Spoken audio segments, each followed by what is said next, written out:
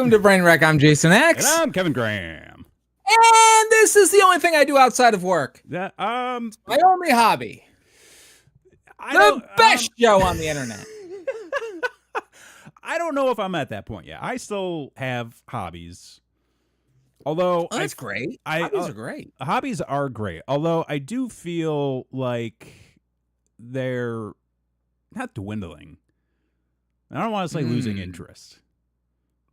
But I think after some news today, definitely losing interest. But also, I don't know. I feel like what I need to do is get away from short form content. Ha! If that makes sense. Well, anyway, folks, I'm Jason X. I'm Kevin Graham. Did we not do that? We didn't do that part. I'm pretty sure we didn't did get that far. Well, anyway. Oh, anyways. The thing is, like, yeah, we're going to get into some news today about the world and how things are changing and how I don't want to say that, like, people who are all doom and gloom are right or they have the right mentality of the world. But, like, if we could stop proving them right, like, that would be wonderful. Like, we have the power. Yeah. You know? Yeah. We can choose our own destiny. Like, as Doc Brown said, you know, the future's what you make it. And don't fuck your mom. Like, those are the two things. Like, that rule number one. Advice, Doc Brown. Yeah. Exactly. We don't do that family fucking thing here. Keep that shit on the Game of Thrones or whatever the fuck is going on. You know, they still have, like, there's still, like, a Game of Thrones show going on right now. Why? I don't know. Like, everybody fucking, like, soured on that shit, like, in the final season. Well, no one can stick to land. Talk about souring on something in the final fucking season. We're watching Stranger Things right now. Ooh. Holy fuck. What did they do? They fucked up hard. They Holy had so shit. much time, too. Oh, yeah, it got delayed like 4 fucking times. I know. Well, that's also the issue of... There were 2 factors with Stranger Things that were working. Well, I'd say 3 even. Number 1, they never intended it. The creators never intended for the show to go on for as long as it did.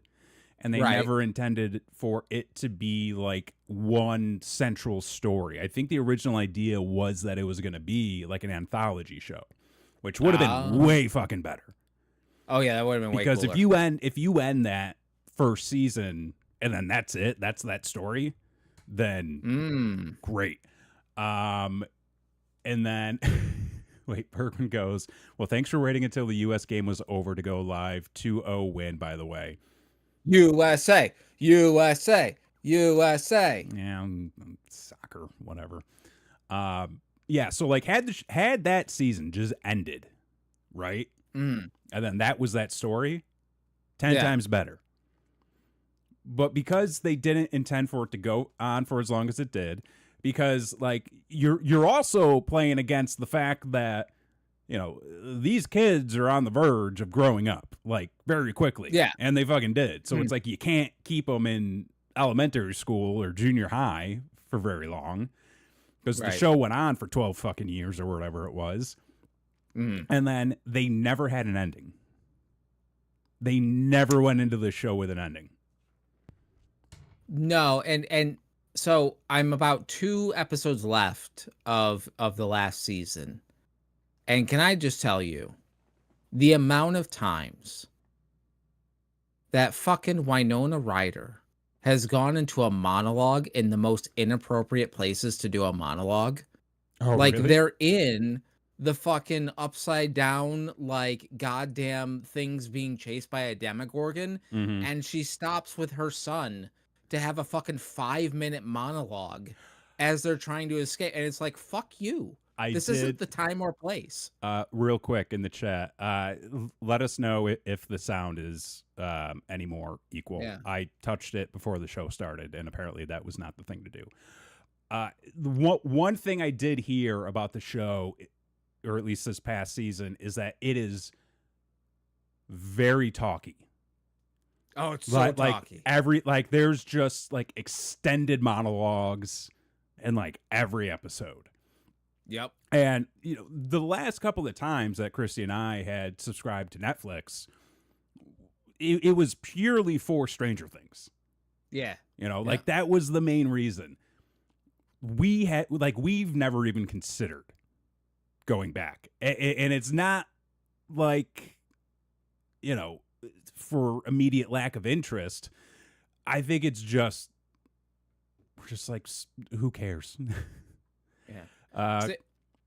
See? First, Bergman first said, it sounds all right by me. It would be all right if they were talking about anything that fucking mattered at all. No, he was saying the sound is all right. Like our sound. Oh. Like Oh, okay. I misunderstood. I thought he was a dialogue man. But anyway. Which I should enjoy because I'm a huge Kevin Smith fan, and that's all he knows how to do. Yeah, but like, dude, it's like they're doing this weird, like, is he out of the closet? Is he not? Kind of thing. He's obviously a gay man, but he can't say anything because it's the 80s. Right. And like he loves his friend, but he can't say anything because his friend loves the supernatural girl. And it's a whole thing. And he's trying to like express this, and they do so in 20-minute fucking ambiguous dialogues between mother and son. And it's like, fuck you. Right. There's more important things right now than who you're fucking. Okay. I don't care. I don't care who you fuck. Can we save the world from the fucking evil guy? And then you can fuck whoever. Because if we're all dead, you can't fuck nobody. Just saying. Let's give it a minute. Focus at the mission at hand. Fuck. God damn it. Why is this hard? There you go. That's Stranger Things season 5 or 6, whatever the fuck it was. So, yeah, back to hobbies. Because Stranger Things certainly isn't one of them. Yeah, so when I say I think I need to stop with the short form content, I think that's more in line with, like, I really have to focus on what it is I want to watch. And yes, I know finally Kevin is rounding the corner on picking a thing to watch finally. I get it. I understand. I know, okay? I have trouble making decisions on what I want to watch. I think you're projecting right now. I am projecting because it's I've received feedback on this from multiple people, so I just want to put my stance in the ground and say I'm trying to improve. That's it. I just that's okay. Well, be more selective about the things that I watch, and just pick a movie. Well, I mean, you need to be more selective in that, like, you're not picking like dog shit to watch. There's also that. Oh, I have to update you. Oh. I tried something. Oh. I tried something. Okay. Last we left this show, right? We were talking about how I needed to get into a movie genre. Yes, as it were. Yes. We were trying to figure out what would be the movie genre for me to get into. Yes. And I had the thought of, what if I started getting into like those old like 1940s, 1950s sci-fi classics? Yeah. Atomic Age sci-fi. Tommy K, yeah. Right down your alley. I decided I was going to, like, there's a restaurant at Hollywood Studios called the Sci-Fi Dine-In. And it's supposed to be like a drive-in movie theater experience. And it plays clips of terrible sci-fi movies while you're dining and eating your cheeseburgers or whatever the fuck. Yeah. And so I decided to go on the interwebs and find the list of movies that they have pulled clips from. Because I'm like, that's a jumping off point. That's an egg. Yeah, I can start there. Yeah. I demand that you actually watch The Tiptoes. Who's to say I haven't? pretty sure it was you after the show, but we'll leave that as is. But continue. Go ahead. So I did sit down Mm-hmm. and I watched, got the list of movies. So I was like, oh, this one sounds interesting. I'm going to watch Frankenstein versus the Space Creature. Love it. Boy, was it horrible. It was really bad. And the thing that was like really terrible about it is that it had almost no story. And most of what you saw was footage from NASA that they got the rights for. Okay. So you're seeing a lot of like NASA B-roll as what's supposed to be space story. Mm-hmm. But it doesn't make any sense. Sure. The Frankenstein is not a real Frankenstein. Right. It's a robot. Spoilers.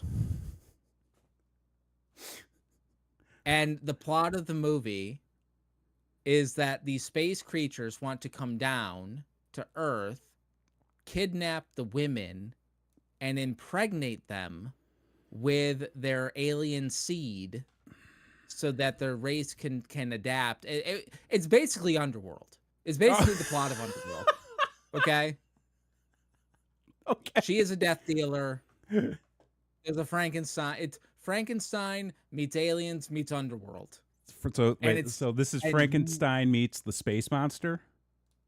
Versus, I think it's meets or it's versus the space monster. Okay. I think it. Yeah. Yeah, because it came up as Frankenstein meets the space monster. Okay, that must be what it is. So just to recap the synopsis here. Yeah. Let's see. The film tells the story of a facially damaged android robot who fights alien invaders from Mars. Despite the title, neither Dr. Frankenstein nor Frankenstein's monster appear in the film. However, the android is partially built from human pieces and is often called by the first name Frank.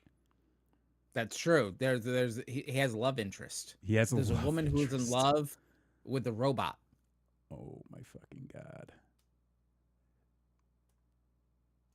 Wait. Who is Bergman in the chat says, sounds a lot like Hell Comes from Frogtown. That is very much like a Hell Comes to Frogtown, the Roddy Piper movie where he's got to impregnate everybody. He would.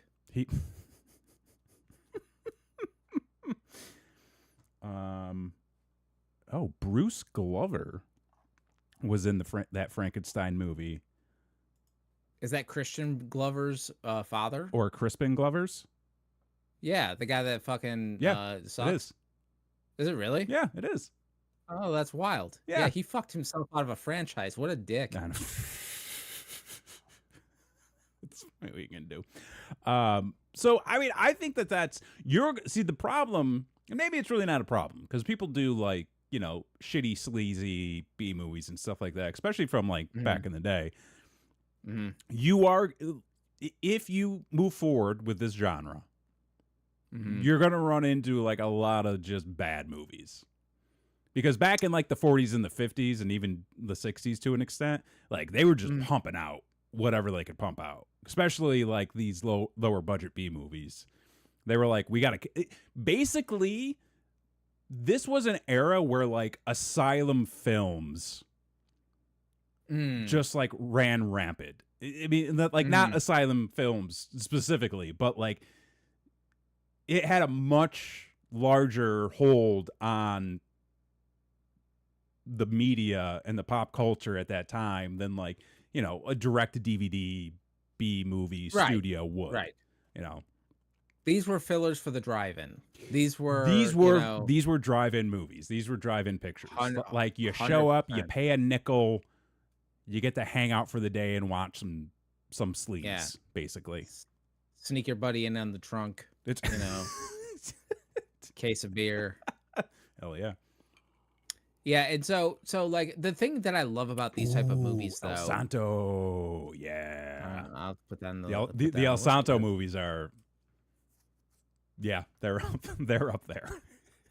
As a man who does production for a living Mm-hmm. and knows the equipment that they had to work with back then, that's Oh, my sure. favorite thing is to be like, holy fuck, they put this fucking amazing camera that's like the size of a train on a moving train. Mm-hmm. Like on the top of a train, they mounted a motherfucking camera. Oh, yeah. Why? Because it was the 40s and there was no OSHA. There was no, there was nobody asking about the OSHA. There was nobody asking about the OSHA at all. Yeah. Also, so Frankenstein meets the Space Monster estimated budget was $60,000, which Hmm. I'm sure inflation multiply What was the year release? 53, I think? 65. 65, okay. 1965. 79-minute runtime. Yeah. Which Yeah. that's the other thing too. Like a lot of these older movies, especially the sci-fi ones, again, because they were just pumping them out, and a lot of them had a lot of filler, I'm sure. NASA Like B-roll footage. like quick watches. You can knock a few out in a day. It wasn't bad. I mean, Yeah. it wasn't bad lengthwise. It was horrible for plot and story and that sort of thing. Yeah. But I was like, man, this is some good NASA footage. Like these fuckers had to put these cameras on these space shuttles. I'm like, man, that's fucking impressive. Yeah. And I mean, like, I'm more apt to watch like an older shitty movie if I can knock it out in less than an hour and a half. Because I feel like I can be more forgiving of how bad it is if it's a quick watch. Like if I can just, Right. like I said, if I can knock it out within an hour and a half, then yeah, sure, I'll watch some cheese. I don't mind that. I'm pretty sure the next one I'm gonna watch is the Cat Women from Mars. Oh, Yeah. let's see. Yeah. So I think that's gonna be on the list there. I'm looking all of this up. Yeah. Wait, was this might be an alternate title. I've got Cat Women of the Moon. Oh, that's what it is. Yeah, Cat Women of the Moon. Yeah, but I mean, like, also, oh, wait a minute. Cat Women of the Moon was remade in 1958 as Missile to the Moon. Oh. Okay. No. Missile to the Moon is different.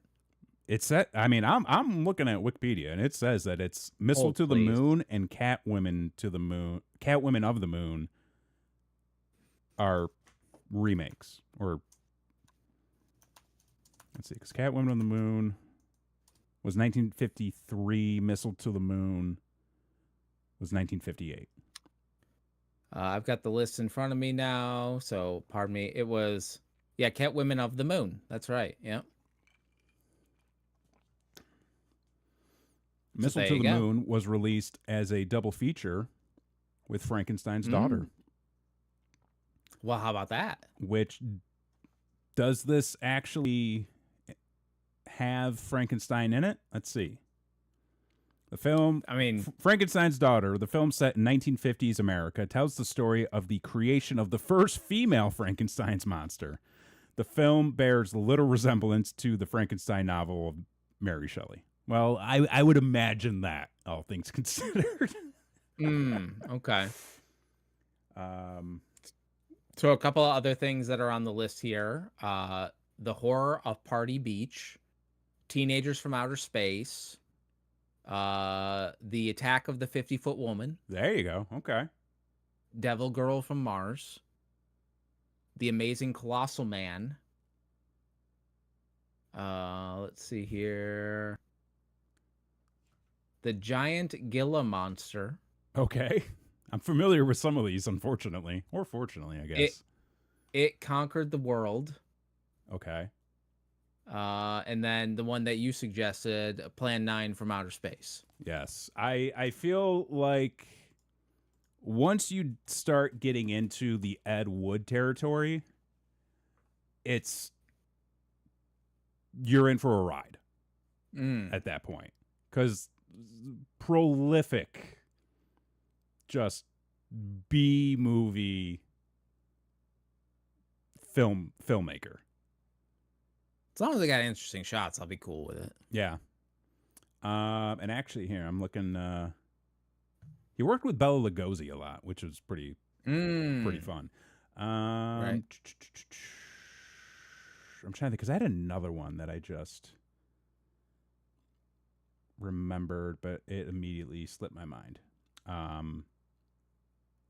Maybe it'll come back. So the one thing the one question I will pose, and this isn't to dissuade you in any way, Okay. but at some point, does it become too much of the same? Probably. Probably. Okay.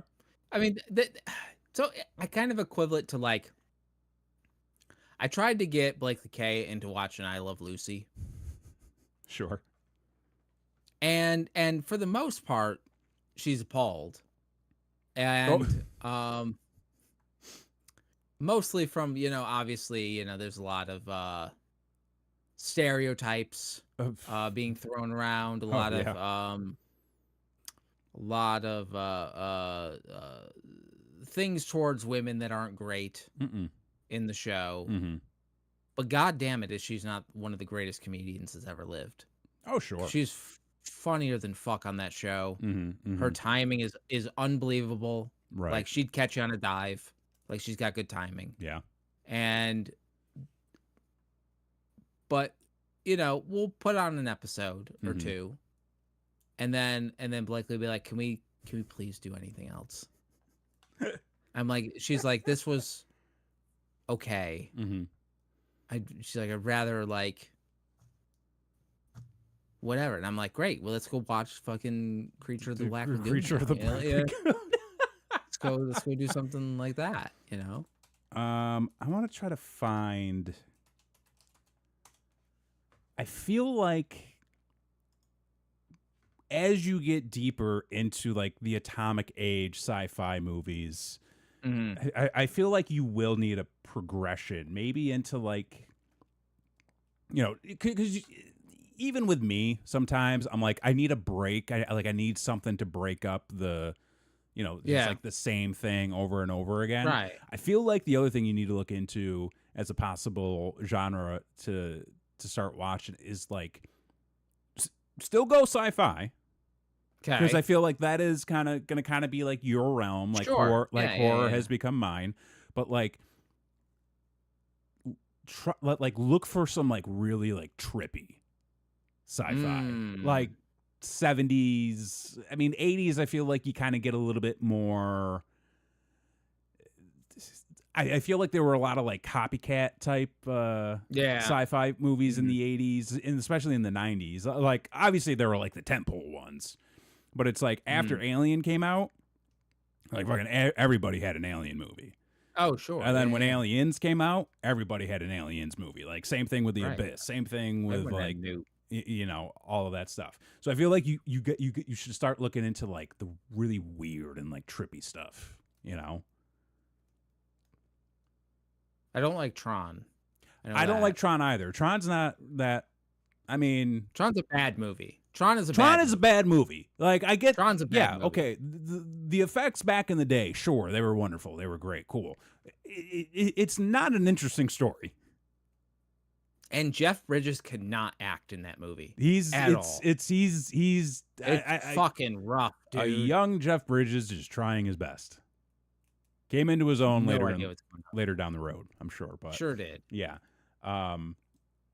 But yeah, I feel like I'm happy that you started on this journey. No CW stuff. No CW. No.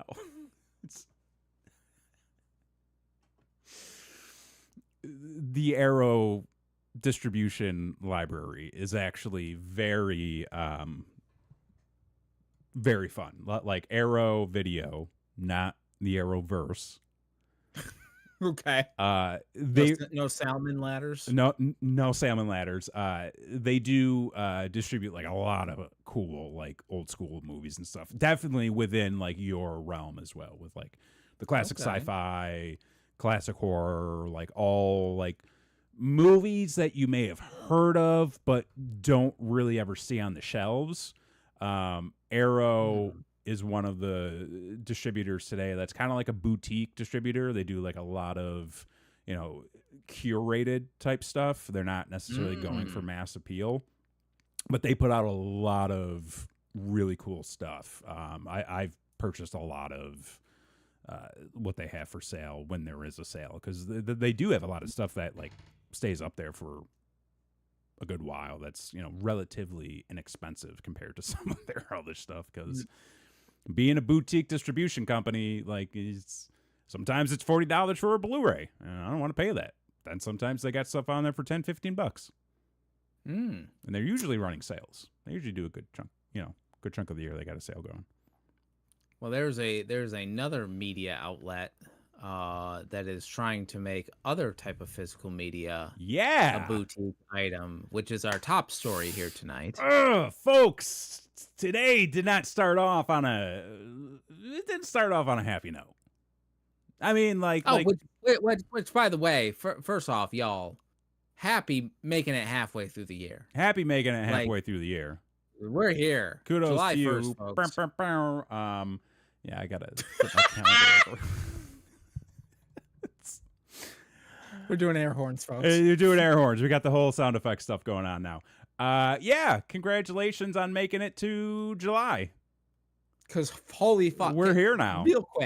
Real quick. Yeah. On a scale to 1 to 10,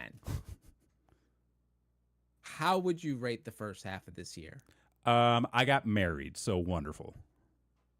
That's I'm allowed to say that. It is getting. You are absolutely, yes. Getting I despite whatever else was fucking going on in the world, I got married, and that supersedes everything else. Yeah, and there was a lot of bullshit this year so far, but also like I hit some major goals.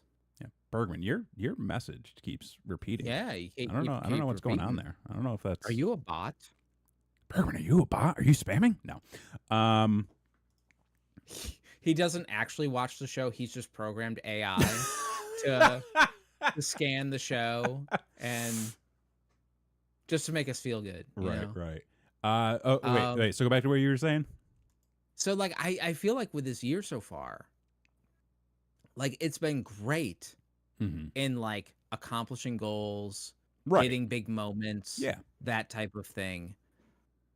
But everything else, my God, it's yeah.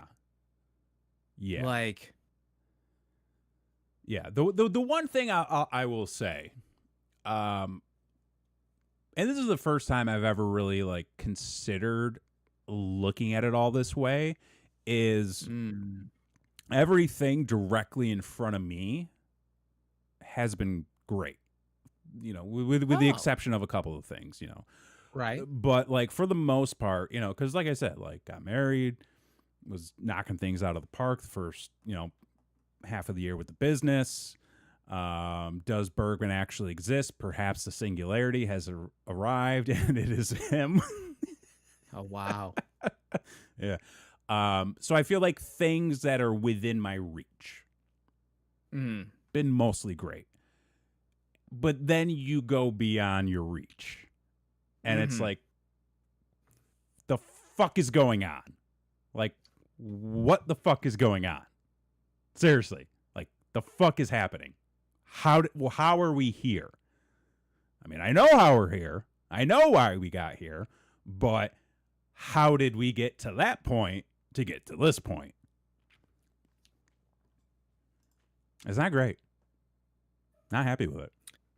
Things seem so unbelievably fucked in some areas. And also in other areas, you're kind of just like, oh, well, that's heading in a good direction. Yeah. Those are few. They're very few and far between. Very few. Mostly the first one. Yeah. But, the one... And this is me always trying to be optimistic. You are an optimistic man. Always hoping for the best and giving people, you know, the opportunity. That has very recently shifted from like the grand picture and is now in like a very small bubble. And I'm like, I see the people who are doing the really good things, and those people aren't the ones like sitting on top of the world. Those aren't the major companies. Right. Those aren't the major players within these different systems and these different industries. It's a very select few who are on a micro level within the giant machine. So I look at those people and I'm like, that's the hope. That's the type of shit I want to see. You know, like all these people putting their boots on the ground and getting work done. That's great. Major corporations, political leaders, fuck all of them. Like, just out there to fill their pockets, and they don't give a shit about you or me and anybody else out here watching. They ain't even trying to hide it no more. Yeah, like the fact of, you know, the subtlety has completely gone out the window for them. No. Open corruption, open, you know, just fucking over the consumer. Like, and they always try to pitch their marketing proposal for it all. And it's like, no, like you're just trying to. PR people need a job, okay? PR people need a job, but like we need some better PR people because like it's a fucking glass window you can see through. Fucking, it's just nobody's. I used to think like, you know, the fact that all these people at like higher levels, the fact that like they don't know anything, like makes me feel good about myself. Because it's like, I know how to do things at the same level that they do. But now when I think about that, it really depresses me. Because I'm like, these are people who have no clue of what they're doing. I could do their job. Yeah, But now I'm like, no, these are people who don't know what they're doing on huge executive levels. And that's not a good thing. That's really shitty. That's bleak. And that's kind of where, like that's very much where we're heading. And case in point, today, woke up to the news. Sony PlayStation specifically, announced that they are ceasing production of physical games starting in 2028. They put out a press release today. Physical disc production ending in January 2028 for new games releasing on PlayStation consoles. In response to shifting trends in consumer preference, new games will be released on PlayStation Store and at retailers in digital formats only. Now, I'll preface everything with this. If you are a digital buyer, if you prefer to have your games digitally, I got no problem with that. That's, you should be able to play the games how you want to play them. You should be able to buy your games however you want to buy them. I have no issue with that. I have no issue with companies like Sony wanting to offer more opportunities to people who want to buy games digitally. Totally fine. What this does, though, is it completely cuts out a large portion of consumers. In didn't you guys just say that last week? No, we didn't. We said it was heading that way. We said it was heading that way. Rockstar Games, when they announced all the information about GTA 6, they said they don't have or they didn't have plans to put out a physical copy of GTA 6. They have, within the last week, announced that they will do physical copies of the game in December. Of course, if you were looking for a digital copy and happened to, or if you were looking for a physical copy but bought digital so you can play the game, the chances of you getting a physical copy as a makeup, you ain't fucking getting that. I can tell you that much. No. But yes, this is where they were heading, and we did state that last week. So we broke the news, just so everybody's aware. Right here, right on the Brain show. Wreck TV, we are ahead of the curve. Right. You know, Yeah. going back to first ones on the scene for COVID, first ones on the scene for Trump's impeachment, first ones on the scene for PlayStation doing away with disc production. Right here, right on That's the show. us. That's us. Yeah. Real quick, though, I do want to ask Bergman a question very quickly here on this subject. How quickly can I file for my class action lawsuit? Because I specifically bought my son a disc PlayStation 5, which was more expensive than the digital version of the PlayStation 5 because I wanted him to have physical discs. And now that they've made it obsolete, and I only bought that a year ago, system, I feel like I'm owed something. So I can't answer that specifically, but I can raise awareness on something, and that is that Sony is currently in a class action lawsuit due to actions that would be considered creating a monopoly within the buyer space. They let's see, and I can hit this just real quick. We'll just jump into this. Sony Interactive agreed to a $7.85 million class action settlement to resolve claims that it violated federal antitrust laws by monopolizing the PlayStation digital game market. The settlement benefits consumers who purchased one or more digital video games through the PlayStation Store between April 1st, 2019 and December 31st, 2023, for which a specific game voucher was available at retail prior to April 1st, 2019, and for which a total of at least 200 game-specific voucher redemptions were made. There's a lot of words here. That's very specific. It's very specific. Basically, they were monopolizing the market by trying to just get people to buy on the PlayStation Store, essentially to make more money, pretty much.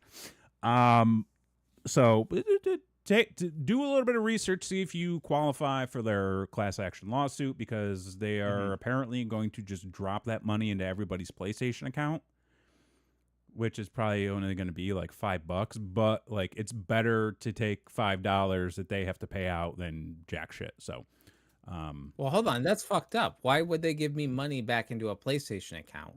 Why can't I spend my fucking money where I want to spend my fucking money? Why do I have to take their money and spend it back on them? Then they're just getting their fucking money back. I don't want to fucking spend the money on them. Exactly. What's up with that? So do research, because I'm not a lawyer and I don't know all the facts and figures behind the situation. And don't get sued. But where were we going? Oh, the physical game disc being discontinued. Like I was saying, this is going to cut out a huge portion of the consumer base, because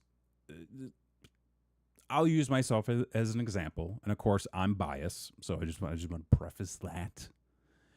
I buy games physically. I go to the store, I shop online, and I want the physical copy of the disc because he wants a physical. I like it physical. He likes it physical. What can I say? You know, I like my games physical. A little bit of touch, you know. I like to touch it. I like to feel it. Likes to feel. I like it. I like for it to feel me. You know, there's a little interaction, little exchange.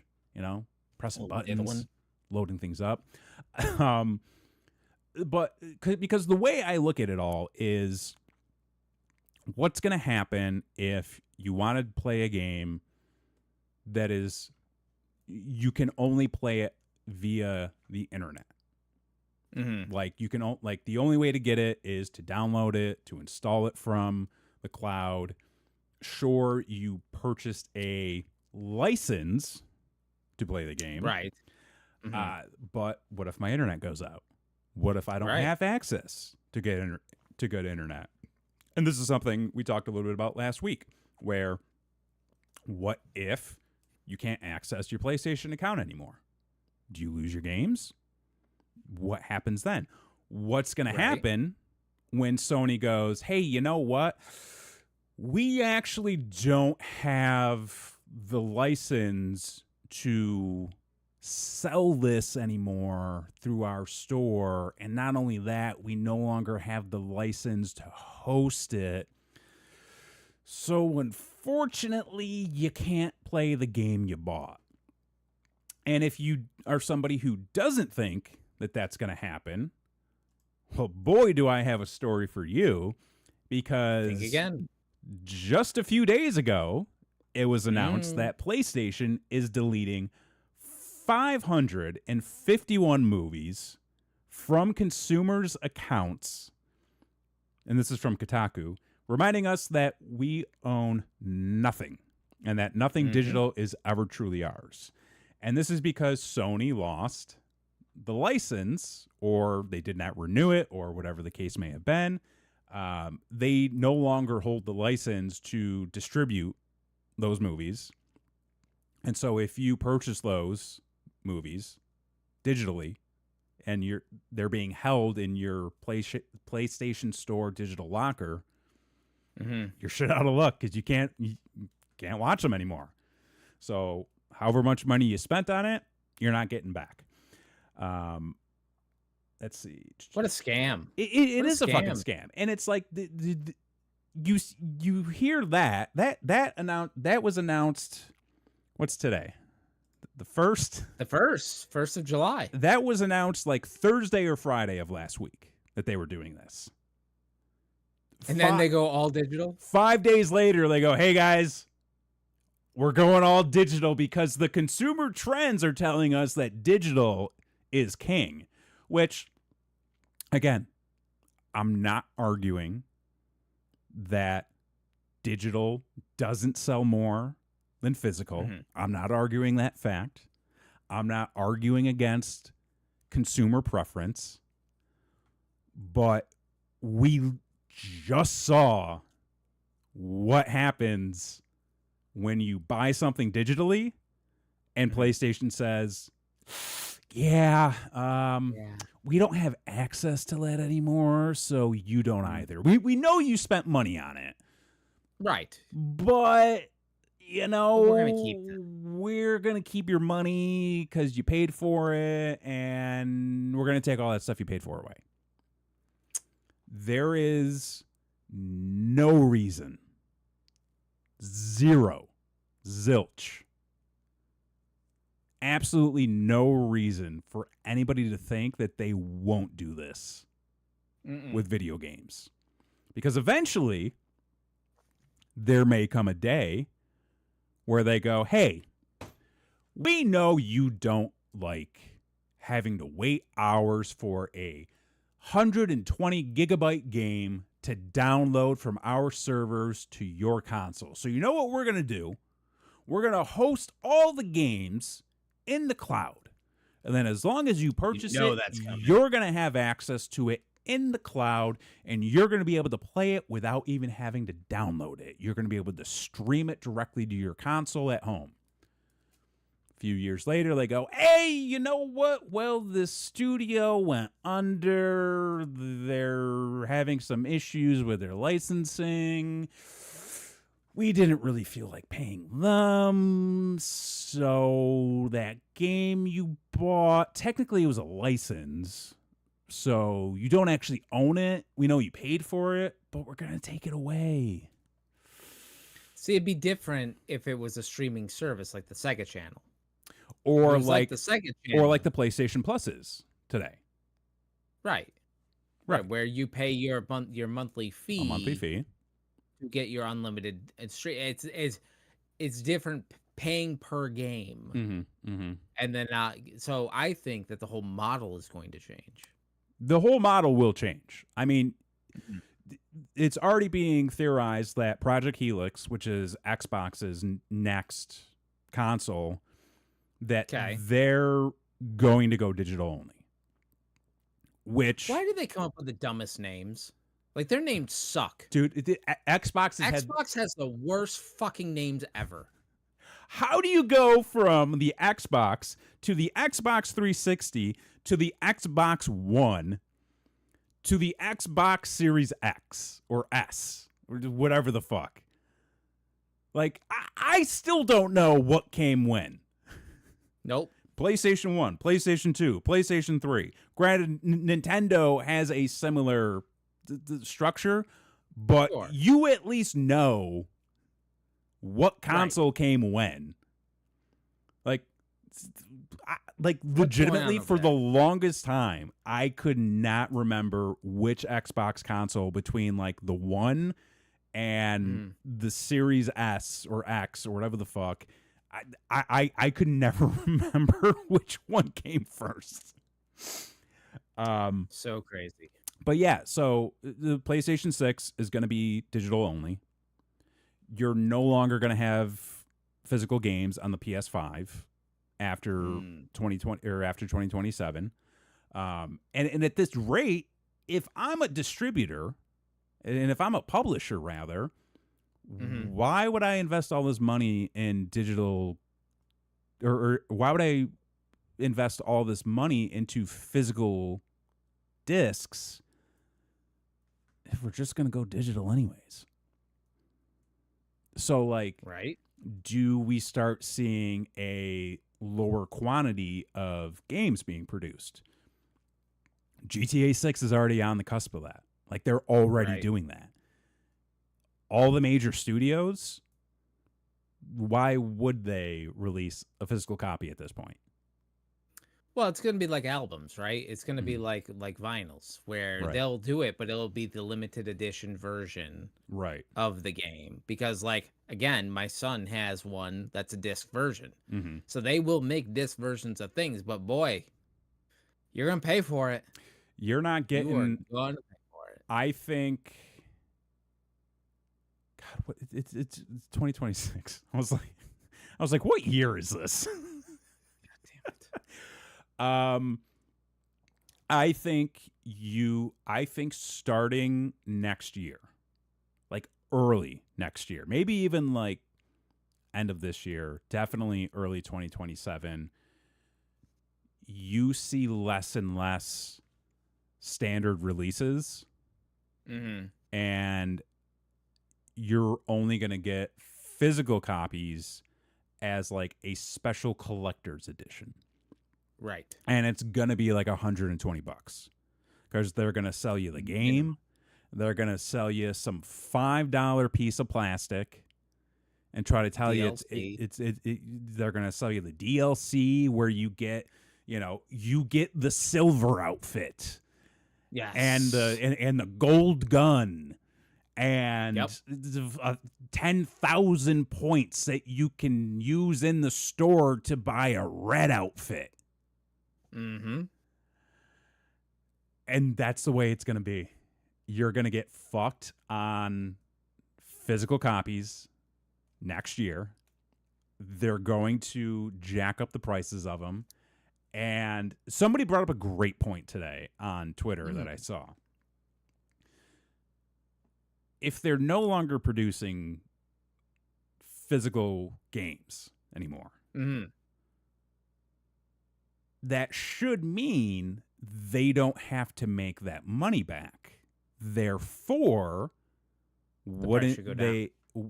shouldn't the price of the digital version go down? But that's not going to happen. No. And especially with the Steam machine just coming out. The Steam machine. The Steam machine. Are you familiar with the Steam machine? I'm familiar with Steam. Yes. The website where you can buy games and shit. Yes. So Valve has released a physical console, essentially. And I think they did one of these not like a couple of years back. I mean, obviously they have the Steam Deck, which is the handheld portable version of this where you can play all of your PC games. The Steam machine is it's an at-home console that sits next to your TV. So if you don't want to play on your computer, you can put this in your living room next to your big screen, and then you can play your PC games directly from that. The price for that is over $1,000. That's insane. That's insane. However, I will say this, because Christy and I just watched a video last night where somebody took the specs of the Steam machine and they had somebody go to like one of those build your own PC websites. Okay. And build a PC with similar specs. And the price was practically the same. So if you look at the Steam machine as a mini computer, which it is essentially what it is, because I think it runs off of Linux. I'm sure people can do more with it than just play their games, but it is essentially a mini computer that is at the same cost as what it would be if you built a computer to those specs. So the price point makes sense. And it's not going to be for everybody, obviously, because not everybody's a PC gamer. Right, it's a very niche. It's a very niche thing. But because of that, you bet your bottom dollar that the PS6 and the Xbox Helix, whatever the fuck they come out with, is going to be close to, if not over, $1,000. And the only reason why it's going to be that way is because they can do it. Well, and it's one of the things that was said to me recently by somebody who would actually know about this shit is that people are spending money currently. Yeah. But it's the people who have the money to spend. Mm-hmm. Everybody else who doesn't have the money to spend is obviously not spending money because they don't have it. Yeah. And the class divide is one of the greatest it's ever been. Mm-hmm. Absolutely. And it's one of those things of like those who have don't care how much they spend. No. And those who have not are just fucking trying to get by. Right. They have nothing to spend. Right. Guess which camp you boys in? Yeah, I mean, like, we're there too in a sense of like we're trying to be aware of our expenses. We're not trying to just buy things for the sake of buying things. And also living beyond your means. We're trying to not live beyond our means. We're also like not trying to make major expenses or right now, especially since we just had the wedding and everything. Right. A little cash poor, if you will. I mean, yeah, like we're doing fine, but like we're not about to go out and buy a Steam machine because we want to play computer games on our shared TV. Because you want to play Mario 3 on the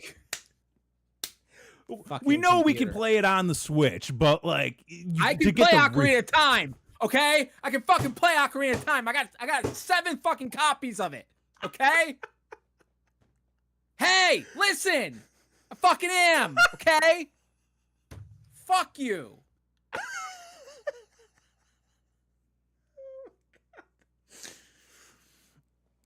But it's also a situation of like we have no need for something like that. Sure. I'm not an Xbox guy. We're not going to get the next Xbox. Play Fable. We are becoming. I mean, Christy's always been a Nintendo person. I've always been a Nintendo guy. Granted, not like a super diehard, but like it's always been a part of like my video game fandom, I will say. PlayStation, man, I was a day one PlayStation kid. Oh wow, That's had used. had every main console from the 1 all the way up to the 5. I walk after this news. I'm walking. It's, and I know, like, oh, you're just one guy. It's like, I know, but like, fuck you. Right. I am going to That's his be. $1,000, asshole. Was that? I was like, that's his $1,000, asshole. Like, That's my $1,000, right? and like, again, like, once again, I'll say this over and over. However you prefer to buy your games is totally fine with me. However way you prefer to play your games is totally fine by me. I have no issue with the idea of digital purchasing.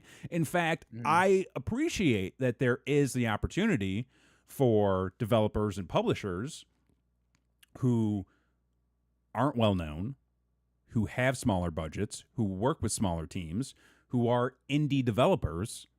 The fact that they can release their games digitally because they don't have the means to do a physical release, Right. that's great. I love supporting those companies. I love supporting those publishers and the developers. I purchased a lot of games digitally from them because I like what they're doing. I like what they're offering.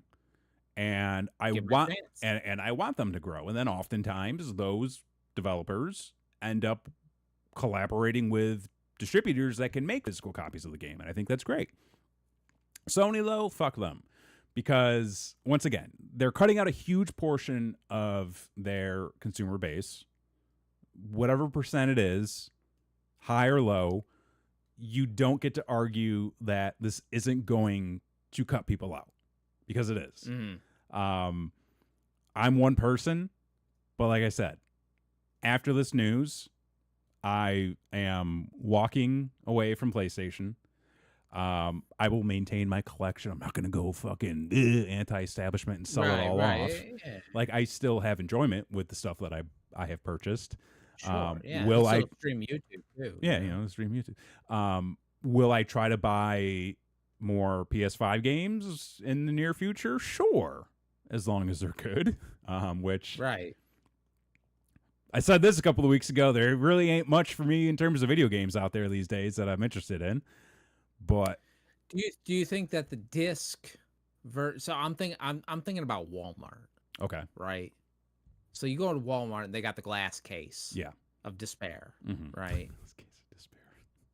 And do you think that eventually, like, all those will make it into the bin? Do you think like they'll just start binning their discs for retail space?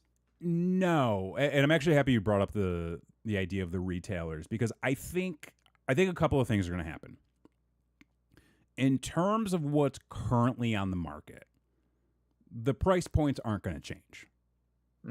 Even after this goes into effect. Whatever was on the shelves today, if this stuff is still on the shelves 2 years from now, I don't really see them dropping the price unless it is because, again, like, you get the publisher pricing, you get the standard marketplace pricing that you typically have to abide by. I don't see that going away. I don't see that getting discounted unless it's like a major sale or something like that. Right. And I say that because if you're somebody who wants to buy the physical games, you're more motivated now than ever before, because that's something they are literally going to take away. Right. So why would a distributor, why would a publisher say, we got to get rid of these, so we're going to drop the price? Keep the prices where they are, because people are going to have to buy it one way or the other. Scarcity. But the other issue that comes up that I was thinking about last week, and I think I even mentioned it.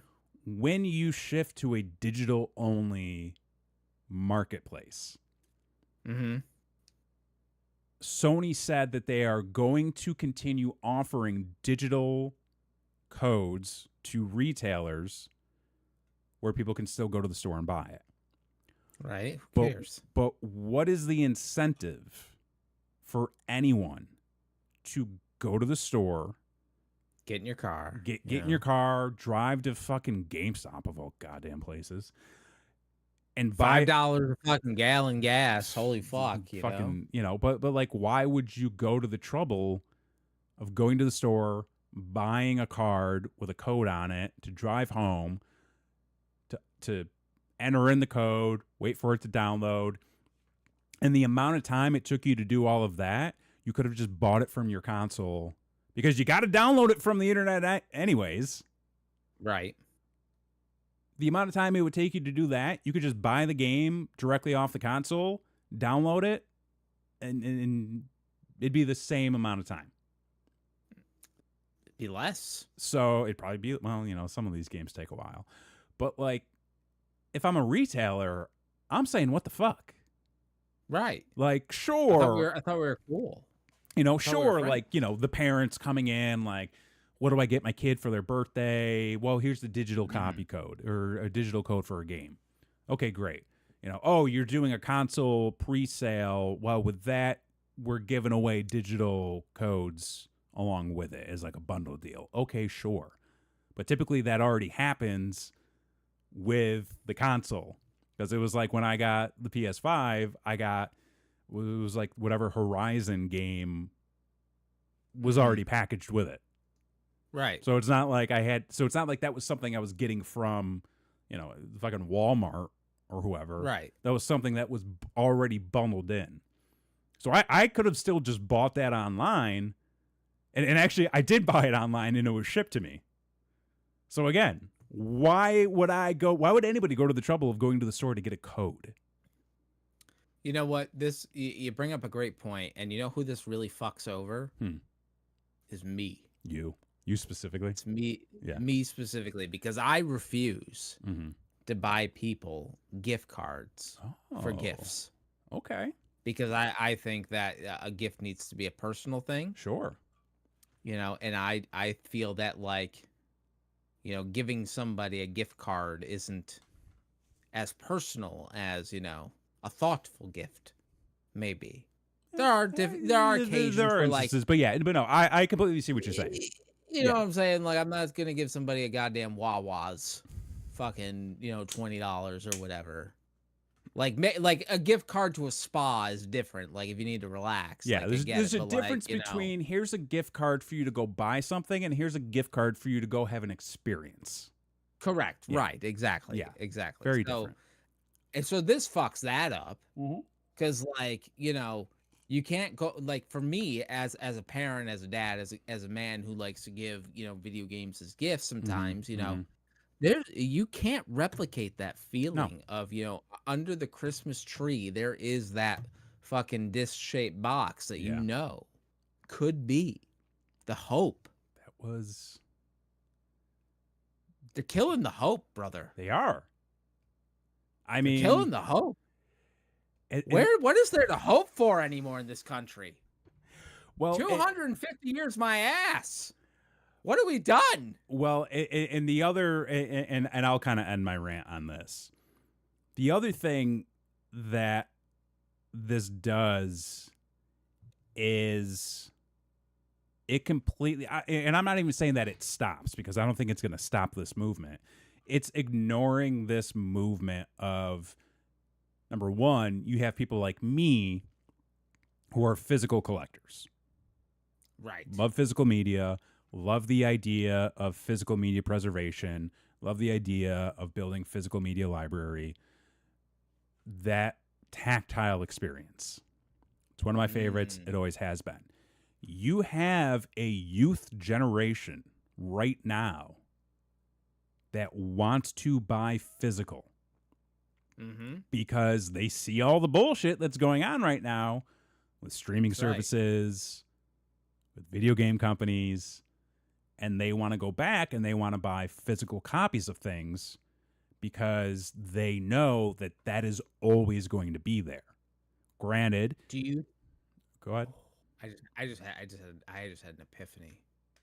Do you think the reason for that is because we as a society have become so disassociated that they're nostalgic for feeling something? Bro. You talk about like the youth, the youths that they're The youth. nostalgic for feeling something. They're jealous of our getting that experience, I think so.